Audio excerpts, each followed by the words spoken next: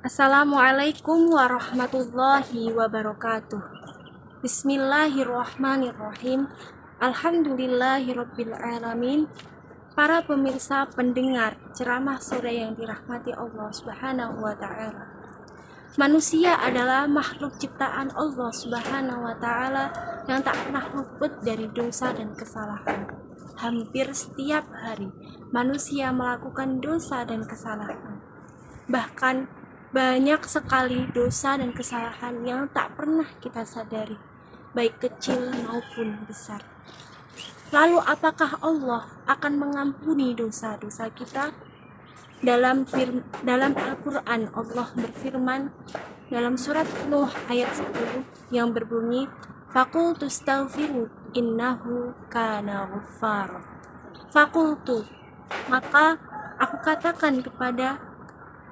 katakan kepada kalian, istaghfiru, memohonlah ampunan kalian, rabbakum, kepada Tuhan kalian, innahu kana ghaffara, sesungguhnya Dia adalah Maha Pengampun.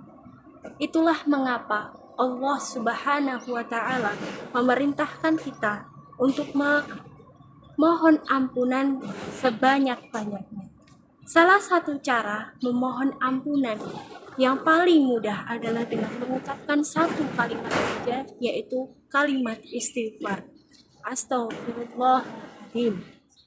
Kalimat istighfar mungkin adalah kalimat yang mudah dan simpel untuk diucapkan. Namun, betapa dahsyatnya kalimat ini jika diucapkan dengan ikhlas dan tulus memohon ampunan kepada Allah Subhanahu wa taala.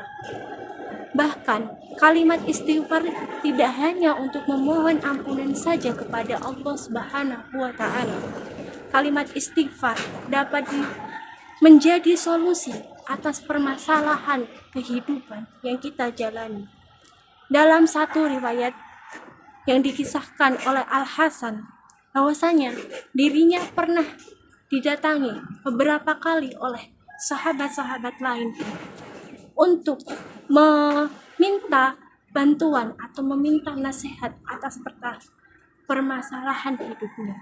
Yang pertama, ada datang seorang sahabat mengadu kepadanya tentang permasalahan hidupnya yang tidak dapat mencukupi keluarganya, bahkan dirinya sendiri.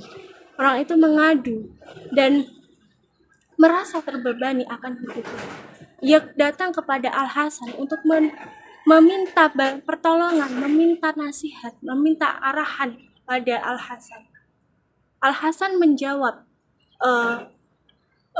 pertanyaan dari sahabat tersebut dengan satu kalimat saja, bacalah istighfar, memohon ampunan kepada Allah Subhanahu wa taala. Di lain hari, Al-Hasan didatangi lagi oleh seorang sahabat. Dia merasa gelisah, dia merasa butuh bantuan karena dirinya adalah seorang yang mandul, tidak memiliki keturunan. Dia menginginkan untuk memiliki keturunan dari darah dagingnya sendiri.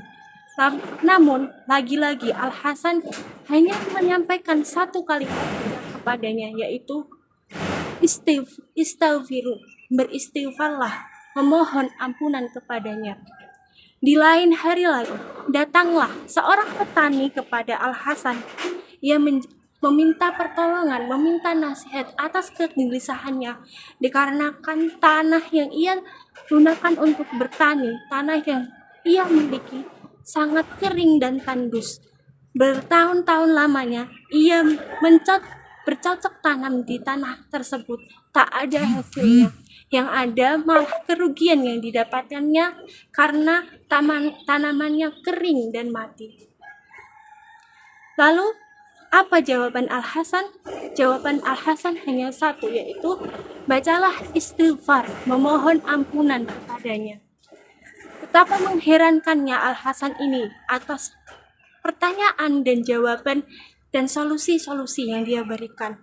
Lalu ada salah satu sahabat yang heran dan memberanikan diri untuk bertanya kepada Al-Hasan, yaitu Rabi' bin Sabit. Saking dia penasarannya, ia bertanya langsung kepada Al-Hasan, wahai Al-Hasan, banyak orang yang datang kepadamu meminta pertolongan darimu dari berbagai macam masalah. Tetapi kenapa hanya satu jawaban atau hanya satu solusi yang kau berikan Al-Hasan? Lalu Al-Hasan terdiam sejenak, kemudian menjawab dengan membacakan surah An-Nuh ayat 10 sampai 12 yang berbunyi, Bismillahirrahmanirrahim. Faqultu astaghfiru innahu kana ghaffara yursilis samaa'a 'alaikum midrara wa yumdidkum bi amwalin wa banina wa yaj'al lakum jannatin wa yaj'al lakum anhara la tarjuna lillahi waqara. Masya Allah, hal ini menunjukkan bahwa istighfar membawa pengaruh yang sangat dahsyat terhadap kehidupan kita. Istighfar dapat menyelesaikan masalah-masalah persoalan hidup kita. Hal ini juga mengingatkan kepada kita bahwa dosa-dosa kita dapat menghalangi hal-hal yang menjadikan doa-doa kita yang kita panjatkan kepada Allah Subhanahu wa Ta'ala. Selain itu, istighfar dapat memperbanyak rezeki kita yang kita harapkan dari Allah Subhanahu wa Ta'ala. Itulah mengapa kita sudah selayaknya memperbanyak istighfar untuk memohon ampunan kepada Allah Subhanahu wa Ta'ala dan juga mengharap ridho-ridhonya. Lalu bagaimana dengan kita? Apakah kita sudah memohon ampunan kepada Allah Subhanahu wa Ta'ala setiap hari? Seberapa banyak istighfar yang kita ucapkan setiap harinya? Oleh karenanya, sebelum saya mengakhiri ceramah kali ini, saya mengajak kalian semua untuk membaca istighfar, memohon ampunan kepada Allah Subhanahu wa Ta'ala. Mari bersama-sama. Astaghfirullah Rabbal baraya, astaghfirullah minal khotoya, Rabbi zidni ilman nafi'a wa wafiqli amalan sholihah. Alhamdulillah, sampailah kita kepada akhir ceramah ini. Sekian yang dapat saya sampaikan. Kurang lebihnya mohon maaf yang sebesar-besarnya. Akhirul kalam, wabillahi taufiq wal hidayah. Wassalamualaikum warahmatullahi wabarakatuh.